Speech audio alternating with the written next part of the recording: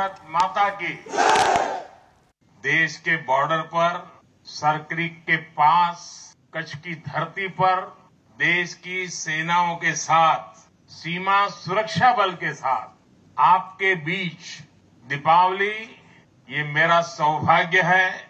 आप सभी को दीपावली की बहुत बहुत बधाई।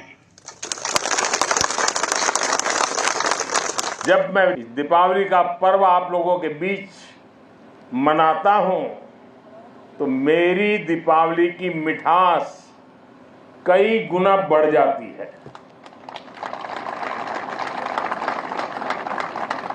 और इस बार तो ये दीपावली भी बहुत खास है।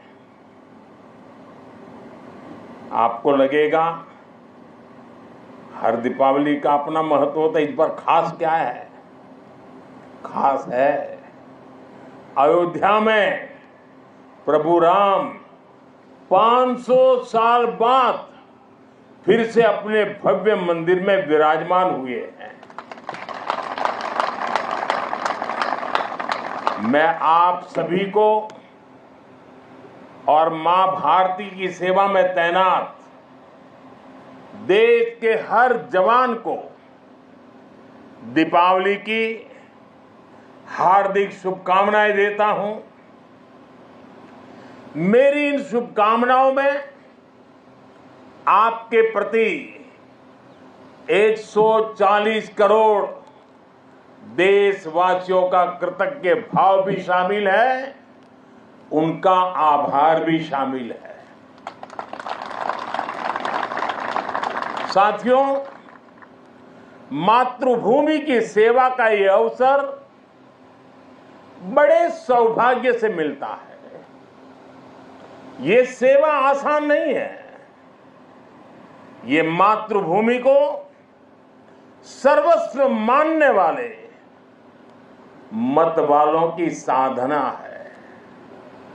ये मां भारती के लाडलों लाडलियों उनका तप है, उनकी तपस्या है। कहीं हिमालय की बर्फ और ग्लेशियर का शून्य से नीचा तापमान, कहीं नसों को जमाने वाली ठंडी रातें, कहीं गर्मियों में तपता हुआ रण का रेगिस्तान, आग बरसता हुआ सूरज, कहीं धूल भरी रेतीली आंधियां, कहीं दल दल की चुनौतियां और कहीं उफान लेता हुआ समंदर। ये साधना हमारे जवानों को उस हद तक तपाती हैं जहां हमारा देश का सैनिक फौलाद बनकर चमकता है। एक ऐसा फौलाद जिसे देखकर दुश्मन की रूह दहल उठती है।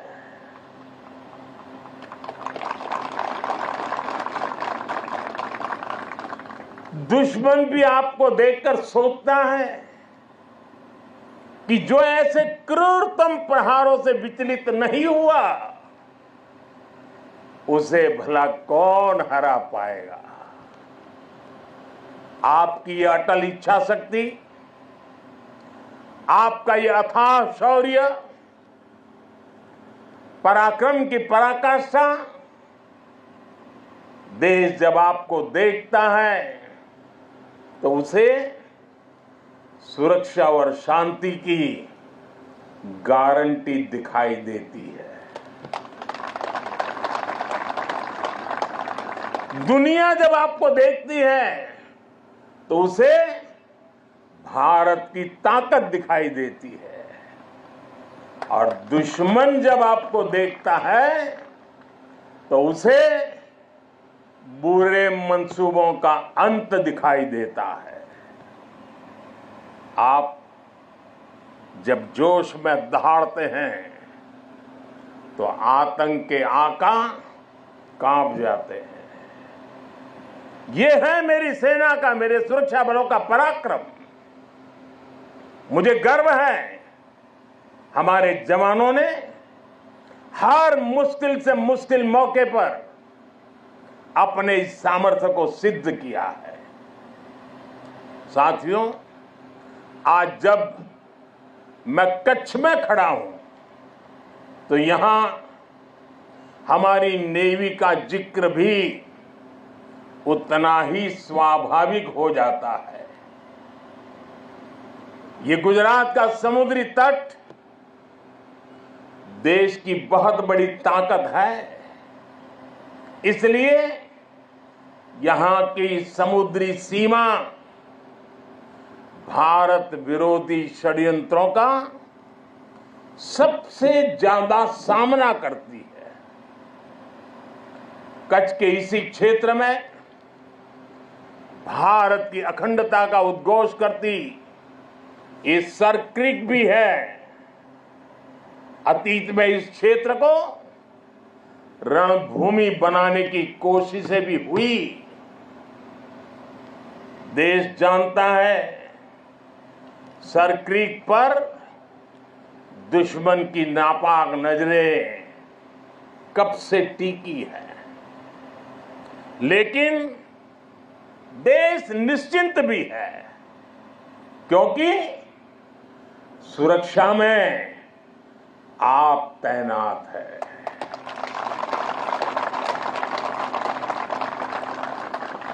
दुश्मन को भी पता है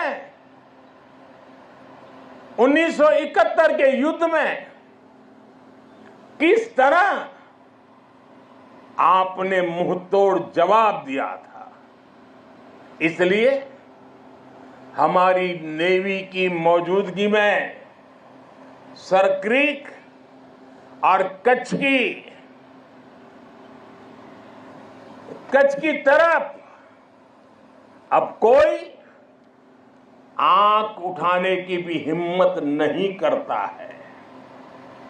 साथियों, आज देश में एक ऐसी सरकार है जो देश की सीमा के 1 इंच से भी समझौता नहीं कर सकती। एक समय था जब डिप्लोमेसी के नाम पर सर क्रीक को छल से हड़पने की पॉलिसी पर काम हो रहा था। मैंने तब गुजरात के मुख्यमंत्री के रूप में भी देश की आवाज को बुलंद किया था। और इस क्षेत्र में आज मैं पहली बार नहीं आया,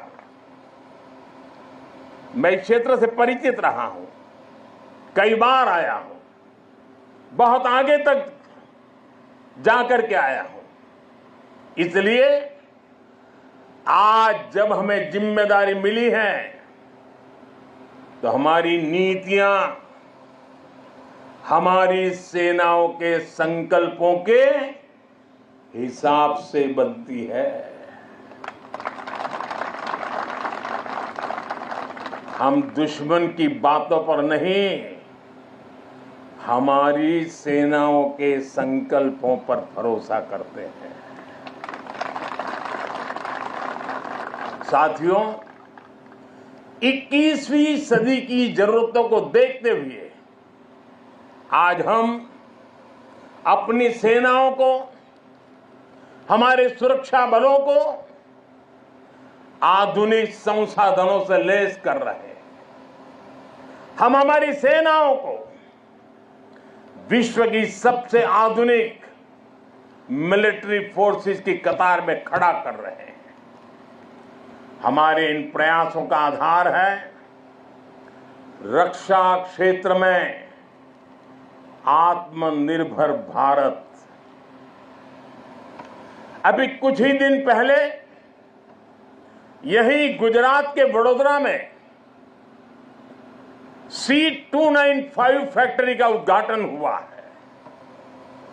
आज विक्रांत जैसा made in India aircraft aircraft carrier देश के पास है। आज भारत में अपनी सबमरीन बनाई जा रही है। आज हमारा तेजस फाइटर प्लेन वायुसेना की ताकत बन रहा है। हमारा अपना 5th जनरेशन फाइटर एयरक्राफ्ट बनाने का काम भी शुरू हो चुका है। पहले भारत की पहचान हथियार मंगाने वाले देश की थी। आज भारत दुनिया के कितने ही देशों को डिफेंस उपकरण एक्सपोर्ट कर रहा है। पिछले 10 वर्षों में हमारा रक्षा निर्यात 30 गुना बढ़ गया है। साथियों, सरकार के इस विजन को सफल बनाने में हमारी सेनाओं और सैन्य बलों के सहयोग की भी बड़ी भूमिका है। हमारे सुरक्षा बलों की बहुत बड़ी भूमिका है। मैं देश की सेनाओं को, मैं देश के सुरक्षा बलों को बधाई दूंगा कि उन्होंने 5000 से अधिक सैन्य उपकरणों की लिस्ट बनाई है जो वो अब विदेश से नहीं खरीदेंगे। इससे सैन्य क्षेत्र में आत्मनिर्भर भारत अभियान को नई गति भी मिली है। साथियों, आज जब न्यू एज वॉरफेयर की बात होती है तो ड्रोन टेक्नोलॉजी उसका एक अहम टूल बन गई है। हम देख रहे हैं युद्ध में शामिल देश आज ड्रोन टेक्नोलॉजी का जमकर इस्तेमाल कर रहे हैं। ड्रोन से निगरानी हो रही है, ड्रोन से खुफिया जानकारी जुटाई जा रही है। किसी व्यक्ति या जगह की पहचान करने में ड्रोन का उपयोग हो रहा है। ड्रोन सामान पहुंचाने में मदद कर रहे हैं। ड्रोन का इस्तेमाल हथियार के रूप में भी हो रहा है। इतना ही नहीं, ड्रोन पारंपरिक एयर डिफेंस के लिए भी चुनौती बनकर के उभर रहा है। ऐसे में भारत भी ड्रोन टेक्नोलॉजी की मदद से अपनी सेनाओं को, अपने सुरक्षा बलों को सशक्त कर रहा है। सरकार आज 3 सेनाओं के उपयोग में आने वाले प्रीडेटर ड्रोन खरीद रही है। ड्रोन के इस्तेमाल से जुड़ी स्ट्रेटेजी बनाई जा रही है और मुझे खुशी है कि कई भारतीय कंपनियां पूरी तरह से स्वदेशी ड्रोन बनाने में भी लगी है। ढेर सारे स्टार्टअप मैदान में आए हैं।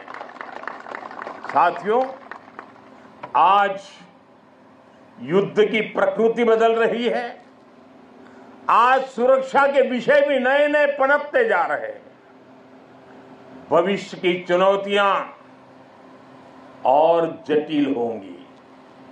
इसलिए बहुत जरूरी है कि तीनों सेनाओं की क्षमताओं को, हमारे सुरक्षा बलों की क्षमताओं को एक दूसरे से जोड़ दिया जाए और खास करके हमारी तीनों सेनाओं के लिए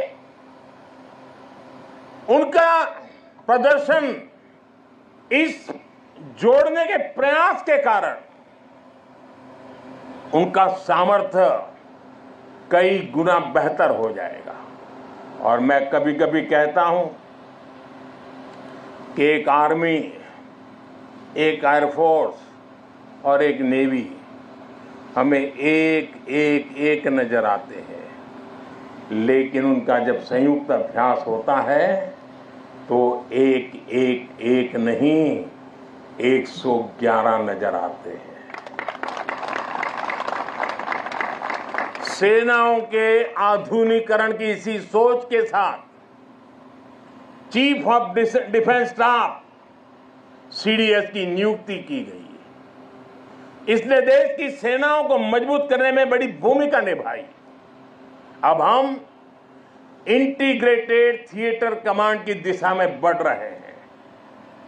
इंटीग्रेटेड थिएटर कमांड के लिए एक ऐसा मैकेनिज्म तैयार कर लिया गया है जिससे सेना के तीनों अंगों के बीच और बेहतर तालमेल होगा।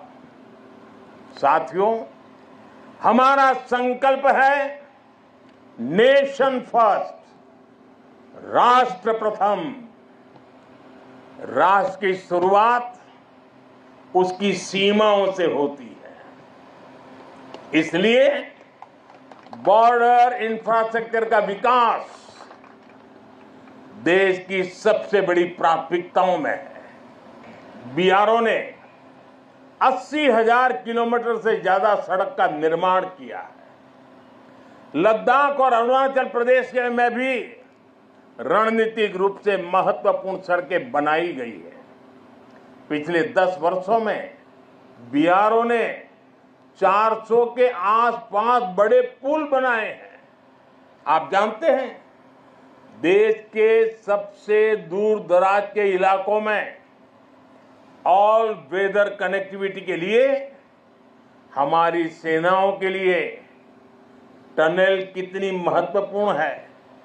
इसलिए पिछले 10 वर्षों में अटल और सेला जैसी सामरिक महत्व की अनेकों बड़ी सुरंगों का निर्माण पूरा किया है।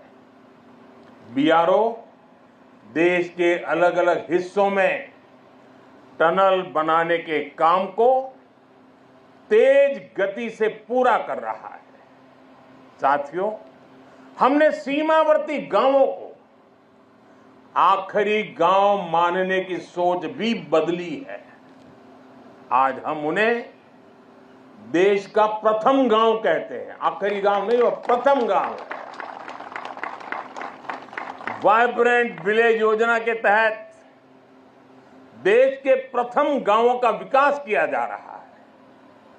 वाइब्रेंट विलेज यानी सीमा पर बसे ऐसे वाइब्रेंट गांव जहां वाइब्रेंट भारत के प्रथम दर्शन हो।